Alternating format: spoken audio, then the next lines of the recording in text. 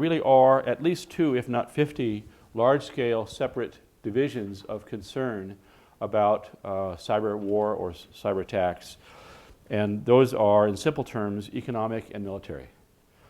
And you often read about the military side of this in the sense of Iran or Stuxnet and so forth. I'm sure we'll talk about these today.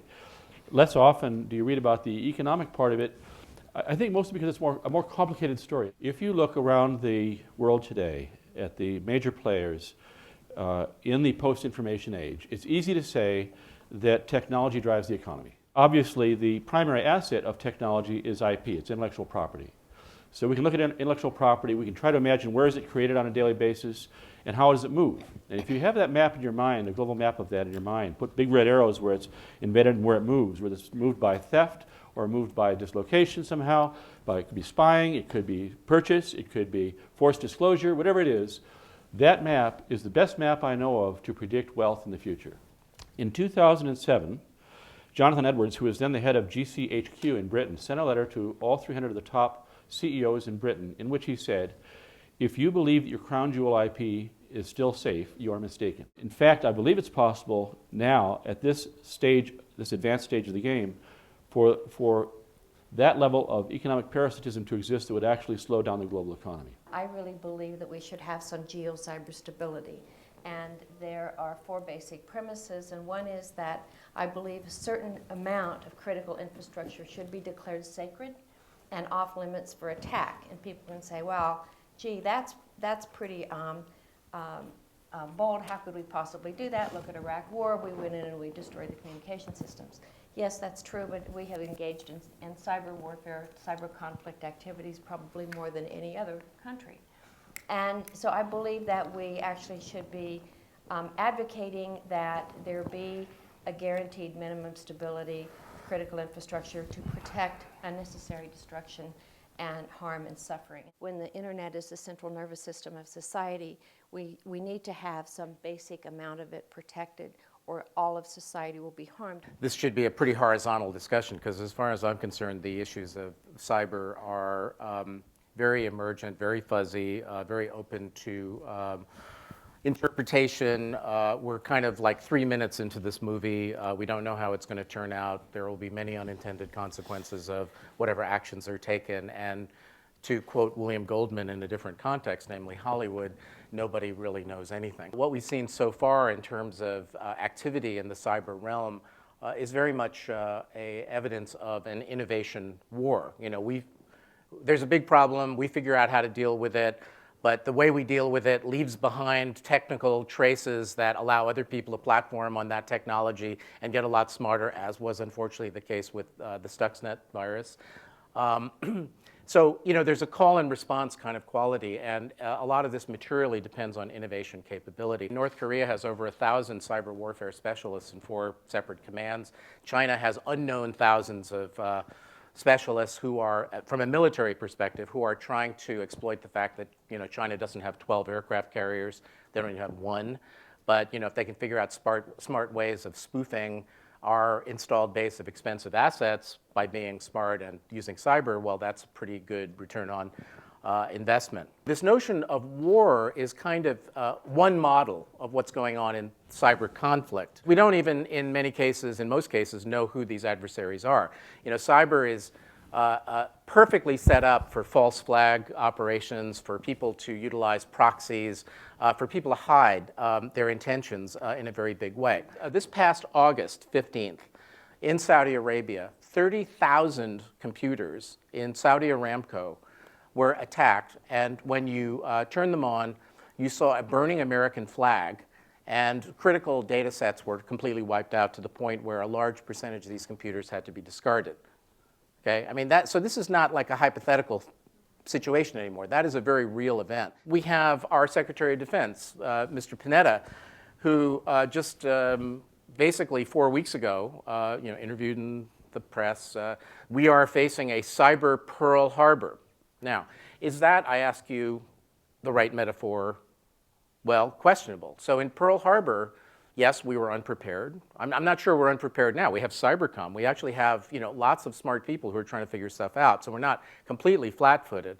But the big difference was that on December 7th, 1941, there were these airplanes that flew over with the insignia of the Imperial Japanese Navy, right? I mean, they weren't hiding. They were in plain sight. We don't really know how to wrap our minds around this phenomenon. We have data points, and that what is really important is to try to figure out a robust metaphor or set of metaphors that can guide further investigation. So if war is not necessarily the right metaphor because we're not talking necessarily about winners anymore. I mean, what does it mean to win in cyber? You know, it could be that, you know, I satisfy my weird psychological itch to wreak destruction on other people, or, you know, I'm a terrorist and I see satisfaction in people getting killed, or, you know, I steal a lot of money, or I believe that, you know, I'm an anarchist, right? So I believe that, you know, I should be able to destroy the institutions of society. Is that war? Not by any traditional metric. There was a famous quote by the head of the IRA that said,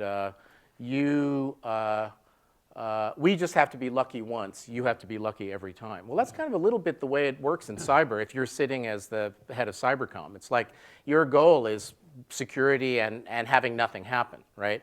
So is wellness the metaphor? Because then, you know, you have an immune system, you know, you got the T cells and the B cells, and the viruses come in and you can either, you know, deal with them or not. What is the right model? I mean, I kind of put forth the metaphor of Silicon Valley in the sense that, you know, all of those Chinese engineers in bunkers, you know, figuring out asymmetric responses, I mean, that's their version of an innovation strategy. What is Cybercom going to do with its billions of dollars of appropriations to avoid just talking to people like themselves and, you know, the Lockheed Martins and so forth of the world, as opposed to getting down into the, you know, the 20-year-olds who probably have as good ideas about, you know, the kind of cyber realm as anyone. There's a lot of resistance on the commercial side to any kind of real relationship with the military people because they're not trustful. So the corporate people are not trustful. There's a reluctance on the corporate side to allow true cooperation with the military.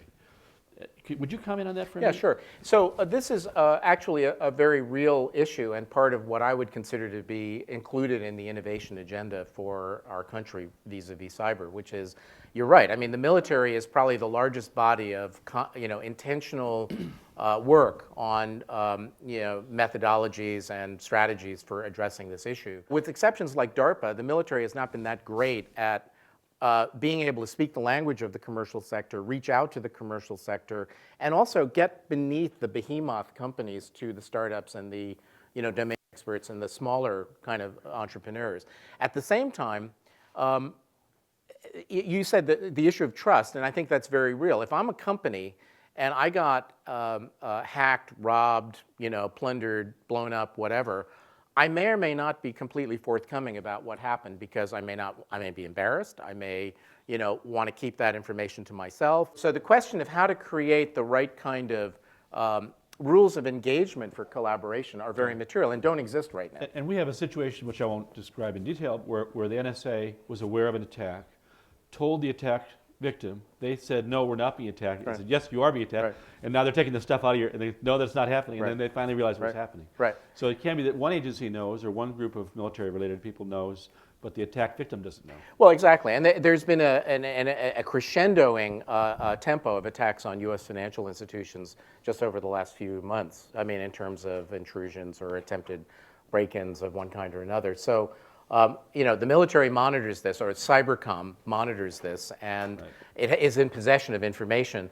But the rules of engagement in terms of how it then communicates with the commercial sector are undefined. Unless we have a policy that is firm in terms of how we're going to protect intellectual property, then we ought to stop with the whining in the press and get on with just wholesale defending ourselves. Another thing that people fail to understand is there is this sense that the NSA at some level is omnipotent. They cannot look within the IT infrastructures of the physical United States. So they have tremendous information about everything that goes on outside the United States, but by law, they cannot look at what's going on inside the United States. We're used to having wars between and among nation states. Again, as John points out, criminals, where does the criminal activity end and warlike behavior begin? We now have evidence that criminal groups are collaborating with nation states. The criminals, believe it or not, have a big data problem. They have such a wealth of credentials that they don't know how to necessarily monetize all of them. So what do they do if they do get a password from an executive at Lockheed Martin? Do they rob his checking account, or do they sell that credential to a nation state? They get a lot more money selling those credentials to nation states. On the flip side, the nation states are now selling their sophisticated APT-oriented attack to criminals. For those nation states that might not have the capability to prosecute a cyber war, why not subcontract some of these criminal groups to launch a distributed denial of service attack on the target of your choice? Hacktivists are clearly a problem. They're anarchists in a large sense, and they are potential perpetrators of a cyber attack or cyber warfare. In addition, terrorists who have nothing to lose and everything to gain by blowing things up, they would like to prosecute cyber warfare. So we have to understand that it's not just nation states, it's actually criminal groups and what we call non-state actors, which would be the hacktivists and the terrorists. In terms of mutually assured destruction, I do think that is a emerging de facto among nations that understand the rules of warfare, whether they're codified or not. In other words, you take out my power grid, I'm going to take out your dam if I have that capability to perpetrate such a destructive attack. My worry is that rogue nation states, states that sponsor terror, and terrorists that have nothing to lose won't abide by this concept of mutually assured destruction. What I'm seeing is an evolution from intrusion. In other words, get inside a network, copy intellectual property, steal credit cards, steal passwords, steal money from checking accounts, going from intrusion to disruption.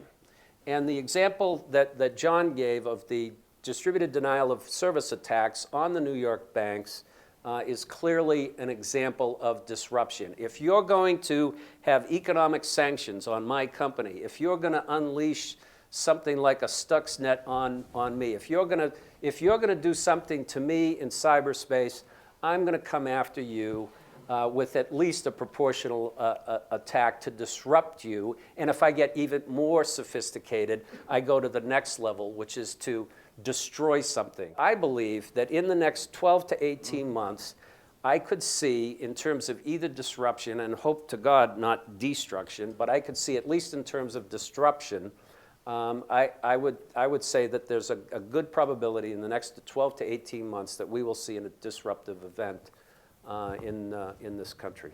Is it fair to say that there are probably actors of the type you've mentioned who already have the work finished? Essentially, the traps are set, and the question is, do they push the trigger or not? The capability exists, and that's what I worry about. I understand the capabilities. I do see attacks that obviously go unreported in the press.